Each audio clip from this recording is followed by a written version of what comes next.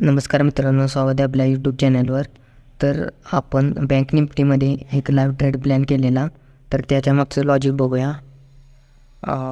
तर या ठिकाणी बघूया, आपण एक पीचा ट्रेड प्लॅन केलेला आणि आपण प्रॉफिट बुकिंग पण या ठिकाणी केलेलं आहे. तर तुम्हाला लॉजिक या ट्रेड मागचं सांगतो. तर लॉजिक असं होतं की ओव्हरऑल प्रिव्हियस डेची जर सायकॉलॉजी जर बघितली तर रिटेलर लोक बाईंगचा प्लॅन करत होती. या ठिकाणी कप आणि हँडल या ठिकाणी पॅटर्न तुम्ही बघू शकताय.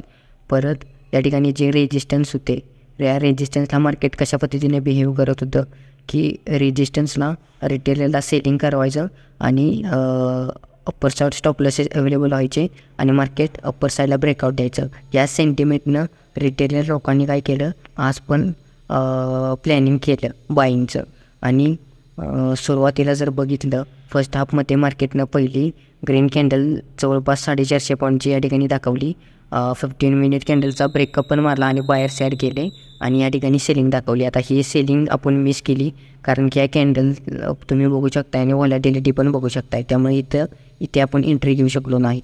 त्यामुळे नंतर सेकंड हाफमध्ये काय झालं, क्लोजिंग प्राईजला रिटेलर लोक काय करत होते, बाईंगचा प्लॅन करत होते.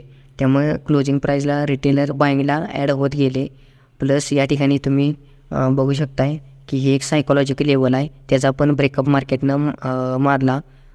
आणि या ठिकाणी तुम्ही चार्ट पॅटर्न पण बघू शकता. एक डब्ल्यू पॅटर्न या ठिकाणी बदललेला आहे आणि हायर आयचं स्ट्रक्चर या ठिकाणी आपल्याला दिसत आहे. तर प्रॉपर या ठिकाणी डब्ल्यू पॅटर्नचा रिटेस्टवर रिटेलर बाईंग साईडला ॲड झाले आणि आपण इथे बघू शकता की एक सेलिंगची रॅली आली. तर आपण आपली पोझिशन काय केलं, या ग्रीन कॅन्डलला एक्झिट मारलेले आहे. जेवढं आपलं स्टॉप रिस्क रिवॉर्ड असतो त्या पद्धतीने. आणि तुम्ही या ठिकाणी कंटिन्यू पण करू शकताय. जवळपास या ठिकाणी जर बघितलं तर मार्केट आहे ते क्लोजिंग प्राईजपर्यंत सेलिंग या ठिकाणी दाखवू शकते. तर हेच लॉजिक होतं या मागचं. धन्यवाद.